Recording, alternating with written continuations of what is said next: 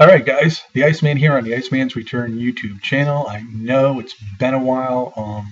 To be honest with you, I've been contemplating leaving YouTube.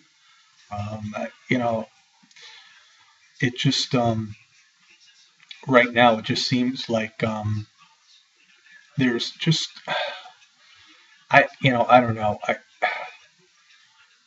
It's hard to get away from it, but there's really not a lot going on in the wrestling business. But I will tell you this: I watched TNA Thursday night.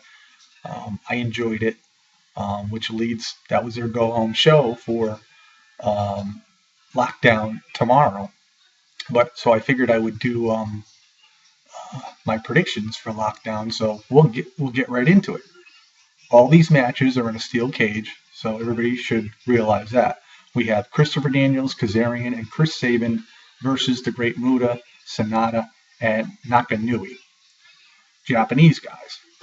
Now, um, as we all know, they've been implemented into TNA, but we really haven't seen them for the fact that they just got done with 6 weeks taping in the UK, and that's something TNA definitely has to get out of, because when you come to a live show, I mean, things have happened and we don't even know, you know?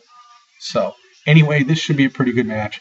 And to be honest with you, it wouldn't surprise me because they are trying to push the Japanese wrestlers that the Great Muta, Sonata, and Nakanoe will end up defeating Daniels, Kazarian, and Sabin. But it should be a very, very entertaining match.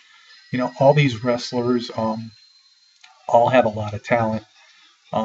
I'm very down on Chris Sabin as of late, just because of his attitude and his demeanor, the way he changed. But in any event, it should be a pretty good match. Also in a steel cage match, we have Manic.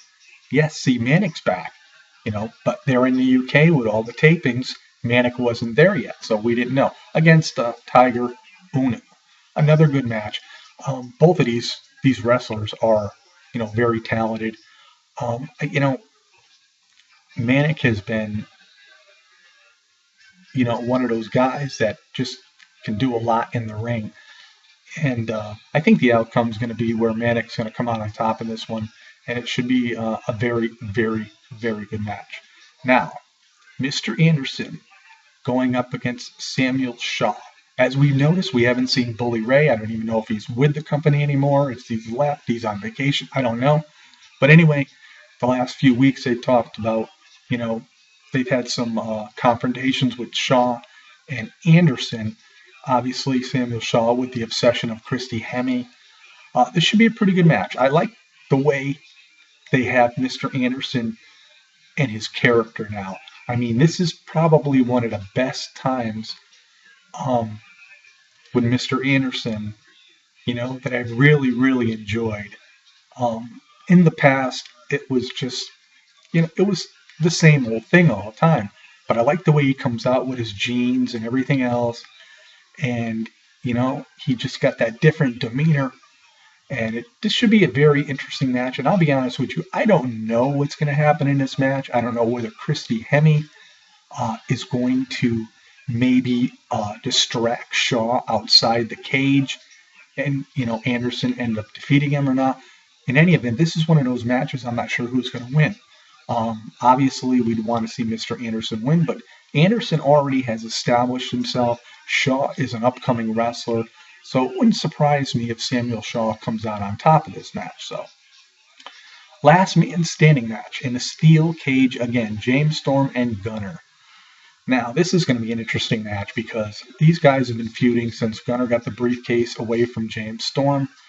I like both these guys, but I'm really pushing for Gunner to come out on top of this. I mean, because we need to see different guys elevate themselves and get above some of the other stars that have been around for a while. And I think Gunner really deserves the push. And so I'm really looking forward to this. And I'm hoping that Gunner's going to come out on top. And I really do think he's going to. So we'll just have to wait and see tomorrow night. Knockouts Championship match. Madison Rayne, the champion, against Gail Kim. Madison's had the belt for what, I don't know, about 6, 7 weeks now. But I'll tell you, it always seems like Gail Kim comes out on top. Again, it's in a cage, but we've always seen interference within a cage before. I don't know whether Lady Tapa will interfere or who else. I don't know. Um, if Gail Kim gets the belt back, I'd be pretty disappointed because she's had the belt for quite some time, and usually when she leaves TNA and comes back, she always gets the belt. And again, like I said, she's had it for a while, so hopefully Madison Rayne will continue her Knockouts Championship run. So now Kurt Angle is injured. His knee has been injured, so that match with Ethan Carter III has been scrapped. As of now, I don't know if Ethan Carter has another opponent. This is one guy I think could really be a big face in TNA, and I'm hoping he breaks away from Dixie and turns on her. And he really could be one of those guys like an AJ Styles in the future that could really, dominate the face side of TNA.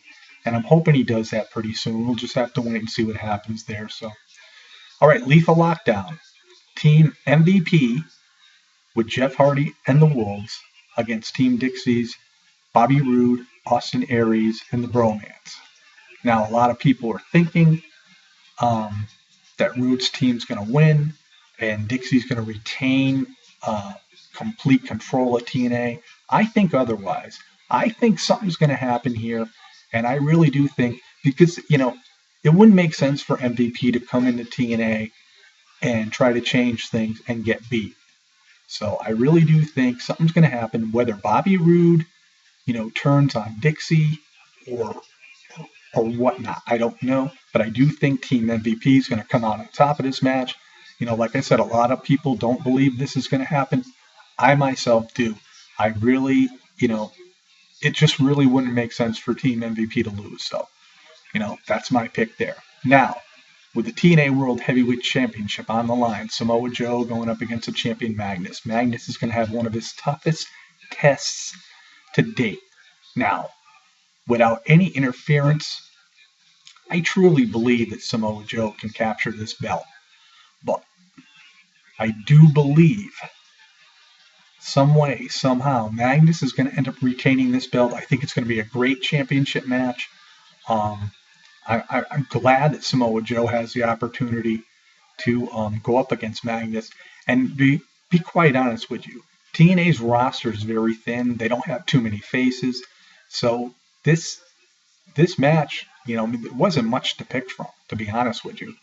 I mean, if you could really pick who else could have, wrestled in this match, I mean, please tell me, but there's not too many, because of, with the loss of Sting, and now Jeff Hardy with Team MVP, and so,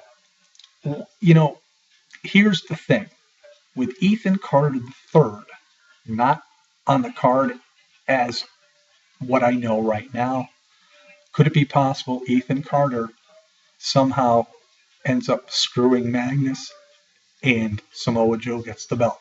Remains to be seen. I don't know. But, it looks to be a pretty good pay-per-view. Like I said, TNA's roster is pretty thin. I'm looking forward to it. I hope everybody else is too. I know everybody's really tied into the WWE right now. For me, it's just repetitious and boring. And we just go from there. So enjoy Lockdown tomorrow night, and we'll see what happens. Peace out, everybody. And this is the Iceman on the Iceman's Return YouTube channel. Right now, I'm still around. My decision hasn't been made yet. I haven't decided. I mean, things are starting to get busy, and there's a lot of other things going on. So we'll just have to wait and see. So be patient. Peace out, everybody.